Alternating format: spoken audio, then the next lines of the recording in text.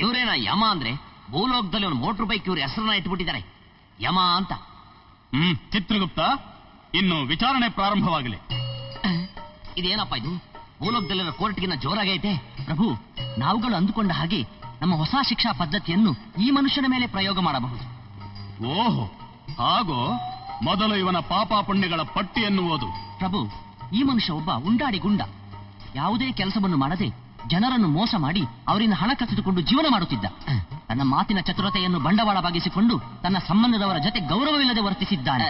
ಸುಮಾರು ಹೆಣ್ಣು ಮಕ್ಕಳನ್ನು ಹಾಳು ಮಾಡಿದ್ದಾನೆ. ಹಾಗೆ ಒಂದು ಹೆಣ್ಣಿನ ಸಾವಿಗೂ ಕಾರಣವಾಗಿದ್ದಾನೆ. ಇವನ ಪುಣ್ಯದ ಕೆಲಸ.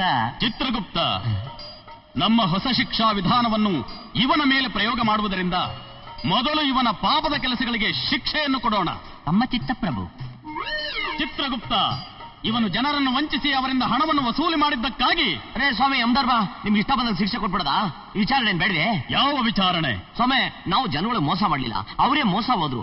ಅದನ್ನು ಮೊದಲು ನೀವು ತಿಳ್ಕೊಳ್ಳಿ. ಏನು ನಿನ್ನ ಮಾತಿನ ಅರ್ಥ? ಅಲ್ಲ ಸ್ವಾಮಿ, ದೇವಾನ್ ದೇವತೆಗಳಾದ ನೀವೇ ನಮ್ಮ ಮಾತಿನ ಚಾತುರ್ಯತೆ ಕೊಟ್ಟಿದ್ದು. ದಡ್ರಿಗೆ ನಾನು ಮೋಸ ಮಾಡಿದೆ, ಅವ್ರಿಗೆ ಕಮ್ಮಿ ಬುದ್ಧಿ ಕೊಟ್ಟಿದ್ದು ನಿಮ್ ತಪ್ಪಲ್ವೇ? ಅದಕ್ಕೆ ನನಗ್ಯಾಕೆ ಶಿಕ್ಷೆ ಅಂತೀನಿ? ಇದು ಯೋಚಿಸಬೇಕಾದ ವಿಷಯ. ಚಿತ್ರಗುಪ್ತ, ಕ್ಷಮಿಸಿ ಮಹಾಪ್ರಭು. ಈ ಮಾನವ ಪ್ರಾಣಿಯೇ, ನಿನಗಿಲ್ಲಿ ಮಾತನಾಡಲು ಅವಕಾಶವಿಲ್ಲ. ಇದು ಒಳ್ಳೆ ಚೆನ್ನಾಗಿದೆಯಲ್ಲ, ಇದ್ದಂಗೆ ಹೇಳಿದ್ರೆ ಭೂಲೋಕದಲ್ಲಿ ಕೈ ಅಂತಾರೆ, ನಿಮ್ ಲೋಕದಲ್ಲಿ ಇದೇ ಗತಿನ? ಚಿತ್ರಗುಪ್ತ, ರೇ ಸೊಮೆ, ಇದು ಯಾಕ್ರೆ ಹಿಂಗ್ ಹರ್ಕೊಂತಾ ಇದ್ದೀರಾ? ನಾನು ಮಾತಾಡ್ತೀನಿ ಕೇಳಿ. ನಾನು ಯಾವ ಹುಡುಗಿರಿಗೂ ಮೋಸ ಮಾಡಿಲ್ಲ. ನಾನು ಹೇಳಿದ್ದಿಲ್ಲ, ಅವ್ರು ನಿಜ ಅಂತ ನಂಬಿಟ್ರು. ಅದ್ ನನ್ ತಪ್ಪ? ಅದು ನನ್ನ ಶಿಕ್ಷೆನಾ? ನಿನ್ನ ಮಾತಿನ ಚತುರತೆಯ ಪ್ರದರ್ಶನ ನಮ್ಮ ಮುಂದೆ ಬೇಕಾಗಿಲ್ಲ. ಅಯ್ಯಯ್ಯೋ, ಭೂಲೋಕದ ಕಾನೂನಿನ ಕೆಟ್ಟದಾಗಿದೆಯಲ್ಲ ನಿಮ್ ಕಾನೂನು. ಅಲ್ಲ ಸ್ವಾಮಿ, ಅಂಬೋಷಮ ಅಂತ ಹೋಗ್ತಾ ಇದ್ದ ನನಗೆ ಕೈನಲ್ಲಿ ರಿವಾಲ್ವರ್ ಇದೆ ಅಂತ ಹುಡುಗಿ ಡಮ್ ಅಂತ ಹೊಡೆದು ಸಾಯಿಸ್ಬಿಟ್ಲಲ್ಲ, ಆ ಹುಡುಗಿನ ಕೇಳಿ ಶಿಕ್ಷೆ ಕೊಡ್ಬಾರ್ದ? ಯಾಕಮ್ಮ ಅವನ್ನ ಸಾಯಿಸ್ತಿ? ನಿನಗೂ ಅವ್ನಿಗೆ ಏನ್ ಸಂಬಂಧ ಅಂತ? ಭೂಲೋಕದಲ್ಲಿ ನಿಮ್ಮನ್ನೆಲ್ಲ ದೇವರು ಅಂತ ತಿಳ್ಕೊಂಡ್ಬಿಟ್ಟಿದ್ದಾರೆ ನಮ್ ಜನ. ನೀವೇ ಅಂತ ತಪ್ಪ ಹೊಡೆದ? ಎಲ್ಲ ಈ ಮಾನವನೇ, ಸಾಕು ಮಾಡು ನಿನ್ನ ಅಧಿಕ ಪ್ರಸಂಗತನ. ನನ್ನ ಹೆಸರು ಮಾನವ ಅಲ್ಲ, ಕೃಷ್ಣ ಅಂತ. ಸದ್ದು. ಇನ್ನು ಮುಂದೆ ಮಾನವರು ತಾವು ಮಾಡುವ ಪಾಪ ಪುಣ್ಯಗಳ ಫಲಾಫಲಗಳನ್ನು, ಅಂದರೆ ಪುಣ್ಯಕ್ಕೆ ಸ್ವರ್ಗ ಸುಖವನ್ನು, ಪಾಪಕ್ಕೆ ನರಕದ ಶಿಕ್ಷೆಯನ್ನು ಭೂಲೋಕದಲ್ಲೇ ಅನುಭವಿಸಬೇಕು.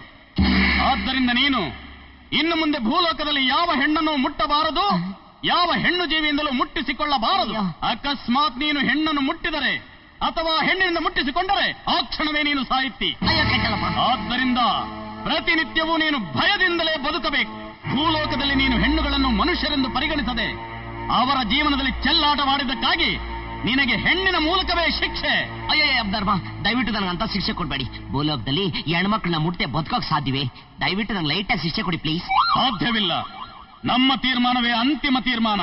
ಎಚ್ಚರವಿರಲಿ, ಯಾವ ಹೆಣ್ಣನ್ನು ನೀನು ಮುಟ್ಟಬಾರದು, ಯಾವ ಹೆಣ್ಣು ನಿನ್ನನ್ನು ಮುಟ್ಟುವಂತಿಲ್ಲ. ಅಯ್ಯೋ ಅಬ್ದರ್ಬಾ, ಕಿಂಗ್ ಆಫ್ ಯಮಲೋಕ, ದಯವಿಟ್ಟು ಇನ್ನೊಂದ್ಸರಿ ಯೋಚನೆ ಮಾಡಿ. ಹೀಗೆ ಮಾತನಾಡಿದರೆ ಗಂಡಸರು ನಿನ್ನನ್ನು ಮುಟ್ಟದಂತೆ ಮಾಡಿಬಿಡ್ತೇನೆ. ಎಳೆದು ಹಿರಿಯವನನ್ನು. ಅಣ್ಣ, ತಂದೆ, ದಯವಿಟ್ಟು ಇನ್ನೊಂದ್ಸರಿ ಯೋಚನೆ ಮಾಡಿ ಭಗವಂತ. ಅಯ್ಯೋ ಕೆಟ್ಟಲ್ಲಪ್ಪ.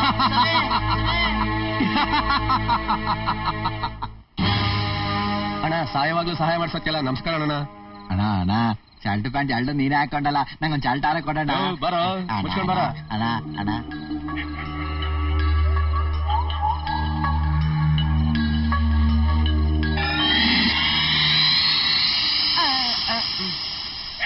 ಇಳಿಯಾಗ್ತದೆ.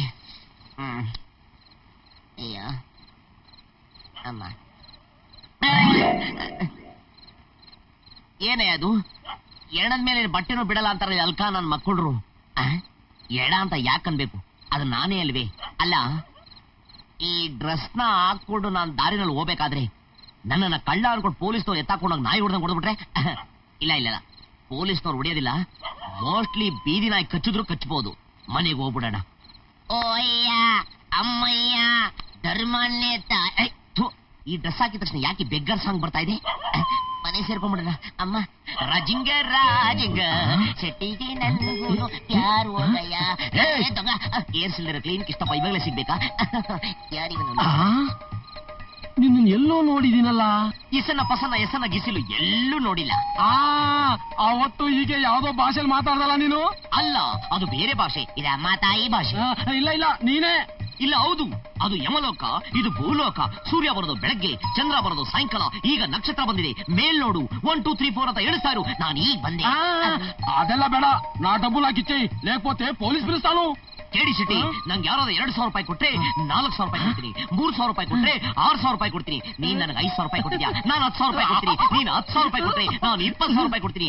ಆ 20,000ದಲ್ಲಿ ನೀನು 3,772 ರೂಪಾಯಿ 22 ಪೈಸಾನ 1 2 3 4 ಅಂತ ಎಣಿಸ್ತಾ ಇರು. ಅರ್ಥ ಆಗಿಲ್ಲ ಅಂದ್ರೆ ಕೆಳಗ್ ನೋಡು, ಇಲ್ಲಿ ನೋಡು, ಮೇಲ್ ನೋಡು.